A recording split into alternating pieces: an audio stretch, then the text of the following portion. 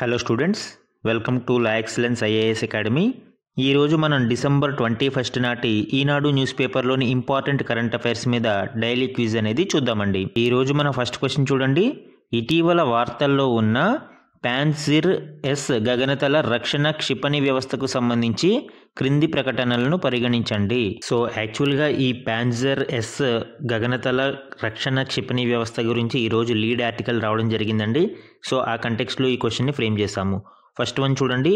ఇది క్లిష్టమైన అవస్థాపన మరియు సైనిక ఆస్తులను రక్షించడానికి రూపొందించబడిన స్వల్ప శ్రేణి ఉపరితలం నుండి గగనతల క్షిపణి వ్యవస్థ, అంటే short range surface to air missile system. Yes, statement 1 అనేది కరెక్ట్ అండి. ఇది మిలిటరీ యొక్క ఆస్తులు మరియు క్రిటికల్ ఇన్ఫ్రాస్ట్రక్చర్ని కాపాడడంలో సహాయపడుతుంది. అండ్ సెకండ్ వన్ చూడండి. ఇది డిఆర్డిఓ ద్వారా స్వదేశీయంగా అభివృద్ధి చేయబడింది. సో యాక్చువల్గా సెకండ్ స్టేట్మెంట్ రాంగ్ అండి. ఎందుకు? దీనిని ఇండియా మరియు రష్యా సంయుక్తంగా డిజైన్ చేస్తున్నాయి, సంయుక్తంగా అభివృద్ధి చేస్తున్నాయి.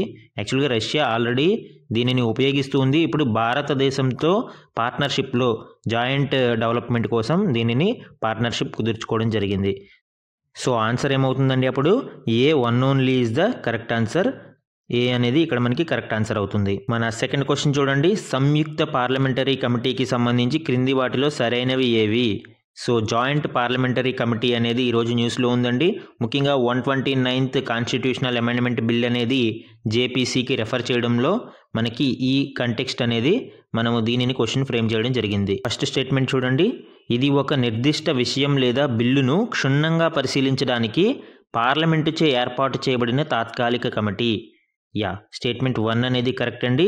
ఎందుకు? ఇది ఒక అడ్హాక్ తాత్కాలిక కమిటీ మాత్రమే. ఏదైనా బిల్లును స్క్రూటినీ చేయడం కోసం పార్లమెంటుచే ఇది ఏర్పాటు చేయబడుతుందండి. So answer first statement correct ఇక్కడ మనకి. సెకండ్ వన్ చూడండి. జేపీసీ ఎల్లప్పుడూ లోక్సభ సభ్యుడి అధ్యక్షతన ఉంటుంది. So always chaired by Lok Sabha member. యాక్చువల్గా సెకండ్ స్టేట్మెంట్ కూడా కరెక్టే. అండ్ జేపీసీలో బోత్ లోక్సభ మరియు రాజ్యసభ నుంచి సభ్యులు ఉన్నా కూడా chaired by Lok Sabha member only. అధ్యక్షులు ఎప్పుడూ కూడా లోక్సభ నుంచే తీసుకుంటారు. అండ్ దీంట్లో బోత్ అపోజిషన్ మరియు రూలింగ్ పార్టీ సభ్యులు కూడా ఉంటారు. ఒక నిర్దిష్ట విషయంపై చర్చ కోసం ఈ జేపీసీని ఏర్పాటు చేయడం జరుగుతుందండి. సో సెకండ్ స్టేట్మెంట్ కూడా కరెక్టే ఇక్కడ మనకి. థర్డ్ వన్ చూడండి. జేపీసీ చేసిన సిఫారసులను ప్రభుత్వం అనుసరించడం తప్పనిసరి, మ్యాండేటరీయా? యాక్చువల్గా థర్డ్ స్టేట్మెంట్ అనేది రాంగ్ అండి. ఎందుకు? JPC committee recommendations are only advisory nature మాత్రమే, ఇవి మ్యాండేటరీ కాదు. కాబట్టి third statement wrong. So answer ఏమవుతుందండి? Third statement wrong. 1 and 2 correct, కాబట్టి C is the correct answer ఇక్కడ మనకి. మన నెక్స్ట్ క్వశ్చన్ చూడండి. ప్రపంచ ఆరోగ్య సంస్థ WHO విడుదల చేసిన ప్రపంచ మలేరియా నివేదిక 2024 యొక్క కీలక ఫలితాలకు సంబంధించి క్రింది ప్రకటనలను పరిగణించండి. సో రీసెంట్గా రిలీజ్ అయిన వరల్డ్ మలేరియా రిపోర్ట్ ప్రకారం ఈ కీ ఫైండింగ్స్ గురించి ఈ క్వశ్చన్ ఫ్రేమ్ చేయడం జరిగిందండి. ఫస్ట్ స్టేట్మెంట్ చూడండి. ప్రపంచవ్యాప్తంగా మలేరియా కేసులు 2022 కంటే 2023లో పెరిగాయి. సో ఈ 2024 నివేదిక 2023 యొక్క ఫైండింగ్స్ని తెలియజేస్తుంది. దీని ప్రకారం ఫస్ట్ స్టేట్మెంట్ అనేది కరెక్ట్ అండి. ఎందుకు? ప్రపంచవ్యాప్తంగా మలేరియా కేసులు 2023లో పెరిగాయి. సుమారు 263 మిలియన్ మలేరియా కేసులు ఇప్పుడు ఉన్నాయి కంపేర్డ్ టు 2022. 2022లో మనకి 58.6% మంది 1000 మంది పాపులేషన్లో ఉంటే 2023లో అది 60.4 మంది 1000 పాపులేషన్కి మలేరియా కేసులు పెరిగాయండి.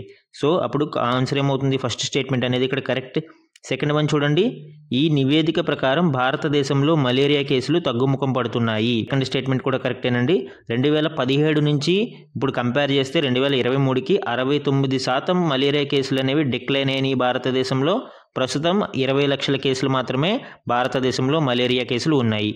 థర్డ్ వన్ చూడండి. 2024లో భారతదేశం మలేరియా అధికంగా ఉండే high burden to high impact గ్రూప్లోకి అధికారికంగా ప్రవేశించింది. యాక్చువల్గా ఈ రెండు స్టేట్మెంట్లు అబ్జర్వ్ చేస్తే బోత్ ఆర్ కాంట్రాడిక్టరీ. అంటే ఏదే 2 కరెక్ట్ అయితే 3 రాంగ్ అవుతుంది, 3 రాంగ్ అయితే 2 కరెక్ట్ అవుతుంది. అధికంగా ఉండే గ్రూప్లోకి ప్రవేశించింది అంటే కేసులు ఎక్కువ అవ్వాలి. ఇక్కడ తగ్గుముఖం పడుతున్నాయి కాబట్టి థర్డ్ స్టేట్మెంట్ కాంట్రాడిక్టరీ ఉంది, కాబట్టి థర్డ్ వన్ రాంగ్ యాక్చువల్గా మనకి. ఇప్పటి వరకు భారతదేశం ఈ గ్రూప్లో ఉండేది. ఇప్పుడు ఈ గ్రూప్ నుంచి భారతదేశం అధికారికంగా బయటపడింది. సో ఆన్సర్ ఏమవుతుందండి? 3 రాంగ్ కాబట్టి 1 and 2 A is the correct answer ఇక్కడ మనకి. మన నెక్స్ట్ క్వశ్చన్ చూడండి. బయో మైనింగ్కు సంబంధించి క్రింది ప్రకటనలను పరిగణించండి. సో ఈరోజు బయో మైనింగ్ టెక్నిక్కి సంబంధించిన న్యూస్ ఆర్టికల్ రావడం జరిగింది. ఆ కంటెక్స్ట్లో ఈ క్వశ్చన్ని ఫ్రేమ్ చేశామండి. ఫస్ట్ వన్ చూడండి. ఇది ఖనిజాలు మరియు ఇతర ఘన పదార్థాల నుండి సూక్ష్మజీవులను ఉపయోగించి లోహాలను వెలికి తీసే సాంకేతికత. ఈ బయో మైనింగ్ ఈ రెండింటిని మనము ఫ్రాగ్మెంట్ చేస్తే, దీనిని విడదీస్తే, బయో అంటే జీవ సంబంధమైన అంటే సూక్ష్మజీవులు వాటిని ఉపయోగించి, మైనింగ్ అంటే లోహాలను వెలికి తీయడం.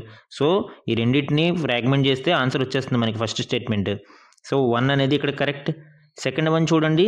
లోహాలతో కలుషితమైన ప్రదేశాలను శుభ్రం చేయడానికి ఈ పద్ధతులను ఉపయోగించవచ్చు. సెకండ్ స్టేట్మెంట్ కూడా కరెక్టేనండి. ఎక్కడైతే డంప్స్, లెగసీ డంప్స్ ఉంటాయో అందులో ఈ బయో మైనింగ్ టెక్నిక్స్ ద్వారా లోహాలని శుభ్రం చేసి వెలికి తీస్తారు. సో అలాగ మనము ఈ వేస్ట్ని ట్రీట్మెంట్ చేయడానికి ఈ బయో మైనింగ్ టెక్నిక్స్ అనేవి ఉపయోగపడతాయి. యాక్చువల్గా ఆంధ్రప్రదేశ్ ప్రభుత్వం ఈ టెక్నిక్ని అడాప్ట్ చేసుకుంటుంది. అందుకే ఈరోజు అది న్యూస్లో రావడం జరిగింది. అండ్ థర్డ్ స్టేట్మెంట్ చూడండి. వేరు చేయవలసిన లోహం నేరుగా కరిగిపోయినప్పుడు మాత్రమే బయో మైనింగ్ సాధ్యమవుతుంది. ఇక్కడ స్టేట్మెంట్స్ని చూడండి. ఇన్కరెక్ట్ స్టేట్మెంట్ అని అడిగాడు. సో మనకి 1, 2 కరెక్టే కాబట్టి 1, 2 ఉన్నాయి తీసేస్తాం. సి అండ్ డి ఉన్నాయి. అంటే ఆల్ దే అబౌవ్ అంటే ఈ 3 కరెక్ట్ అయితే డి అవ్వాలి. 3 రాంగ్ అయితే ఇక్కడ మనకి సి కరెక్ట్ అవ్వాలి. సో ఇక్కడ అబ్జర్వ్ చేస్తే మనకి బయో మైనింగ్ అనేది 2 రకాలుగా ఉంటుందండి. బయో అంటే చాలా టెక్నిక్స్ ఉంటాయి. అందులో బయో లీచింగ్, బయో ఆక్సిడేషన్ అంటారు. వేరు చేయవలసిన లోహాలు నేరుగా కరిగిపోతే దానిని బయో లీచింగ్ అంటారు. అలా కాకుండా అది ఎన్రిచ్ అయితే బయో ఆక్సిడేషన్ అంటారు. సో మనకి 2 రకాలుగాను ఇక్కడ బయో మైనింగ్ సాధ్యమవుతుంది కాబట్టి third statement wrong. Incorrect statement అడిగాడు కాబట్టి C is the correct answer ఇక్కడ మనకి. ఈరోజు మన లాస్ట్ క్వశ్చన్ చూడండి. భారత నావికాదళం యొక్క సర్వే వెజల్ ప్రాజెక్ట్ కింద ఏ నౌకలు నిర్మించబడ్డాయి? సర్వే వెజల్ ప్రాజెక్ట్ యాక్చువల్గా తెలుగు ట్రాన్స్లేషన్ పర్ఫెక్ట్గా రాలేదండి. సర్వే నౌకల ప్రాజెక్ట్ అంటాం మనం దీనిని.